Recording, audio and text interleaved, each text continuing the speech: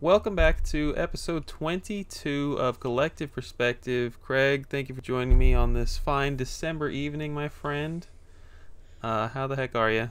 I'm fantastic. December's my favorite time of year because I could go to Starbucks, get my white chocolate peppermint mocha, live Is my that best the life. reason? Uh, Mostly. Nah, I love the cold weather. I just love this time of year. I'm a Christmas guy too, so everything about it makes me feel all holly and jolly. I'm all about it. How are you? I'm great. I just got my Craig Brosnan Christmas card in the mail. That's It's true. doing great over here. Thank you, It's part of Anna the and Craig. part of the exclusive club from Craig's Gamer special Christmas cards. um, yeah, I also love the Christmas time. It is currently 80 degrees on December 6th. Not Oh my loving that. gosh. It is 80 degrees where you are? Yep. That's I'm incredible. sweating. You got to turn the fan off for the poor microphone. I don't want it to suffer, so sweating it up. But no, I mean Yeah. it's not that bad. So if you look all hot and bothered by the end of the next episode, we know why. Today we're talking about the what I call the unless I find a good deal mentality. Something that you and I have discussed in the past. We're gonna try to make a whole episode out of it, but yeah, I think it's very difficult to have control as a collector, and you know, that's not just for video game collecting. I think any hobby probably has this. Anytime there's like a good deal or God forbid a rare item pops up and you're like, "Oh yeah, I was definitely planning to save my money for a few weeks. Screw that. I have to do this." Like um so you're either a rare game pops up that you've had a save search for a year, or a deal pops up that you literally are going to regret passing on. Are you familiar with this, Craig? All the time, and there's been many times where I decided not to go for the good deal and then regretted it. So the FOMO is definitely real, and there is also definitely a good amount of games where I want them, but unless the price is right, I don't even really bat an eye if I see it for sale. Yeah, and it's not I don't know, it's not healthy, that's for sure. It's happened to me on multiple occasions, and I have an example here. Hmm. I bought this stupid six pack for about $50, or Oh my maybe it was god. $100, something like that. And I was like, I don't really. I've been waiting for this to pop up for a long time, but I definitely thought it was gonna be like $12, like someone didn't know what they had. Uh, and honestly, I think it should have sold for more, but I wasn't gonna pass on it. It's not in great shape, but yeah, I have not seen another one since. This is a stupid piece of garbage. Connect Four, Battleship Clue, Risk, like a bunch of board games, two separate cartridges, but I had to have it for somewhere between $50 and $100. Yeah, that Um, is an extremely rare game, and I don't know. I think I would say that that's a good deal for what it is too. So, like, if someone knew what they had and they threw it up there for $200, that's when I probably would have been shied away. But when you find something like that for $50 and it's the first one to go up for sale in like what, probably 2 years, then I'll say that's probably a good deal, considering because I don't think people consider uh, rarity when they think about pricing as well, in terms of like something like that where it's so hard to find that you literally could wait years to find it and no one cares about it, so it's not really worth anything. But because you're exactly. not going to find another one, it's probably worth it in terms of, well, if I don't get it now, it's probably going to be another 2 years, you know? Yeah, and it sucks because, yeah, and then in the 2 years, you don't even know if you're gonna win that one or if you're gonna still have the save search or whatever. Like, honestly, passing on a good deal is easier than passing on a rare item. Hmm. A good deals come and go, but to find a rare item like we're talking about, that's when you really have to nut up or move on. Nut up or shut up, as they say in Zombieland. My second favorite movie of all time. I'm trying to think. I was thinking about this before. I'm like things that I wouldn't have bought if the price was right, or things that I refuse to buy because I don't think the price is right. And the general one or series of games, I guess, that comes to mind thinking about that mindset and we've talked about before is Pokemon games. I feel like the price is never right on those, and that's why I own almost no Pokemon games. Because the fact that people are selling, like Alpha or like Ruby and Sapphire, like $200 for everything, not even including the game, like box manual inserts, but then no game. I'm like, ew, it's disgusting. You could get that any day of the week. There's like 100 complete in box listings at any time. So it's like, unless I see it for like half the price of that, I'm probably never gonna buy it. And that's why I don't own almost any Pokemon games, because the two that I do have, I got like on bid for like 120 bucks. I remember I got Fire Red for around 100 and then Ruby for around 120. I was the only bidder. So I lucked out there. But Pokemon is definitely a big only if the price is right thing because they always, always feel overpriced to me. It always feels like when you do come across these types of deals or these rare items, it's never the right time. It's never like payday or like, yeah, I've been Oh, no. saving up for months. It's always like right after Christmas time, you're broke, it's like it's just how it is. Nah, I know. And I Um, mean, there's a lot of games like that, though, where I feel like even if they are rare or expensive, I still feel like they're too much for what they are. Like, for example, your infamous Mario World. I wouldn't. I don't know. Like, I know it's hard to find, but is it really worth $1,000? Probably not. I don't know. And like another big one I think about all the time is Kirby's Dream Land 3. One of my least favorite Kirby games, but I still really want it just because it's a Kirby game. But I would never spend $600 on it complete. Never. It's just asinine to me. So. yeah.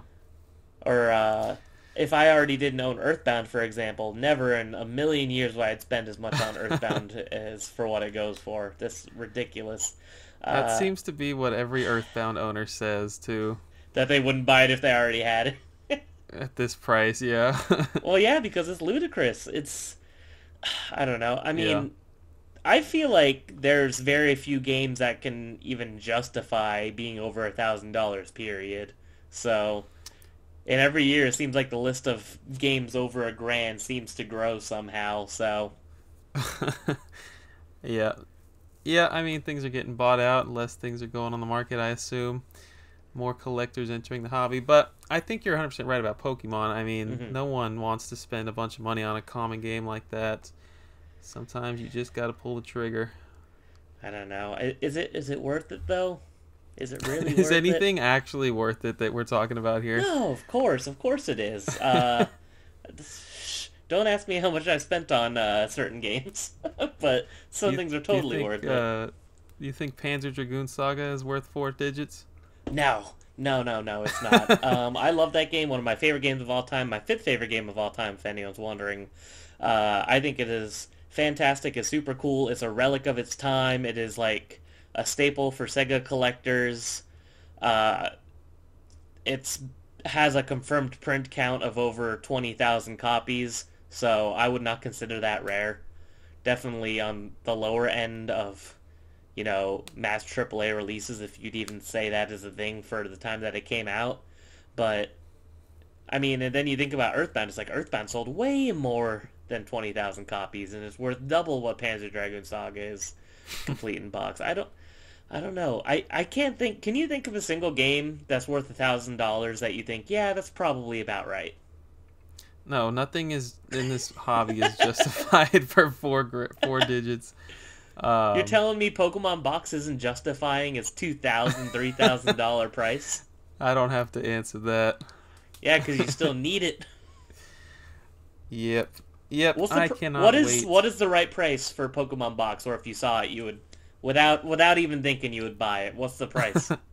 If it was like $1,200 or $1,300, I'd probably buy it now because I've Oh been God. saving for it because that's where I'm at, and What it's going for more than that for sure. is it now? It's 1,500 plus, and that's without the cardboard. That's just the freaking game and case and memory card. What a I feel time we're like living in here. I feel like you could probably get it on bid for 13 though. I think if you caught it at the right time. You're probably right. I definitely won't be doing a buy it now. Mm. When the time comes. Now, I honestly, when I got my go for it. Pokemon box, it was on bid. So for the big box version at least. So And at the time, that was the most I ever spent on a game. It still is actually the most I've ever spent on a game, and it hurt. It definitely hurt, but uh, it was roughly half of what it's going for now without the big box. So, Oh, that's in awesome. retrospect, not too bad. What about that story that you told us on the collective perspective? Wasn't it did you end up not getting the one that we talked about Oh, in from that local Arizona? guy? Yes, so I did get that one, but I still always wanted the big box version too. Gotcha. And when I got it in Arizona, it had everything. It was fully CIB except for the big box. So when one came up for bid on eBay, I did end up buying it. I think it was like like around like 850, which is disgusting to admit, so everyone can make fun of me if they want to. But what I did is I compared the actual game, not the box, and the one that was in overall better condition. I went ahead and sold it to my local shop, and I think they sold it to me for, or I sold it to them, and they gave me $600 store credit.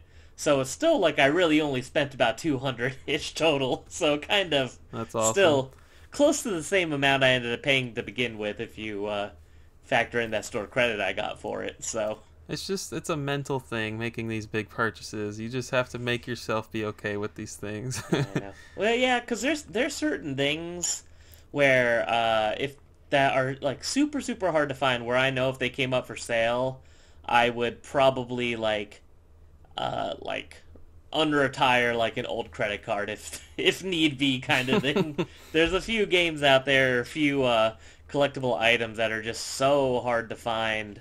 Like one thing, as a lot of you know, Christian loves his Rayman collecting, and then I love my Gravity Rush collecting. Pretty close, similar level of like unhealthy obsession there, where we just if it has the branding anything on it, then we gotta have it. There are Sony Walkmans that came out in Japan in 20. I want to. What? Yeah, exactly. I think it was in 2016 or 2017. And there's two Gravity Rush themed ones, and they both have matching big headphones like the ones I'm wearing right here. And I've only ever seen them both for sale once ever.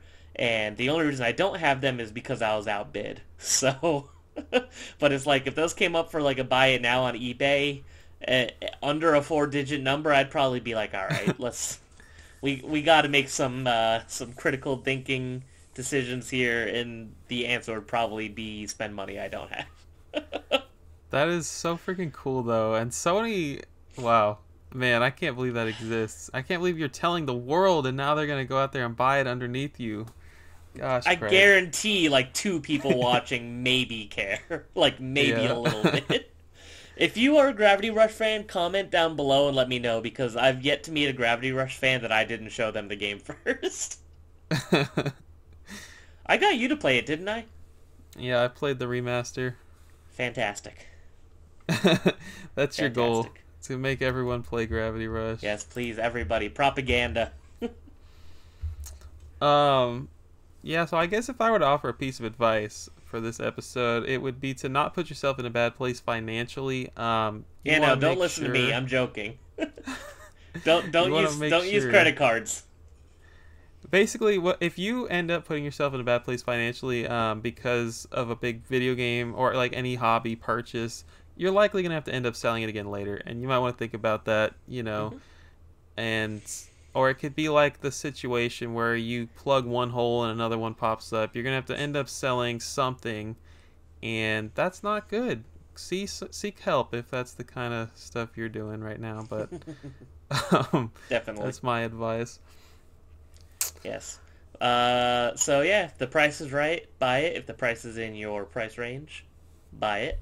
Uh, but don't strain yourself. That's all. That's why this is why collectors are so secretive about stuff like their lists and stuff. And like I'm a little guilty of it as well. I'm sure all of us are, even if we say that we aren't. But like it's you don't want to tell people because then other people are going to find out about this rare thing that you want because they think it's cool. So then they make a safe search. So then you have more people bidding against you. And yeah, it's a nasty cycle. You just True, want but to share the yeah, information with the world. true. But usually, if you discover something, you're able to usually buy it because other people don't know about it, and then you can spread the good word. So at least you Yeah. get first dibs. That's what you get for doing your research. You get rewarded, kids. Exactly. So spend hours on eBay looking at different UPC numbers like a total dork like we do. So Heck yeah. that's Stop what by it's a all stream about. sometime, guys.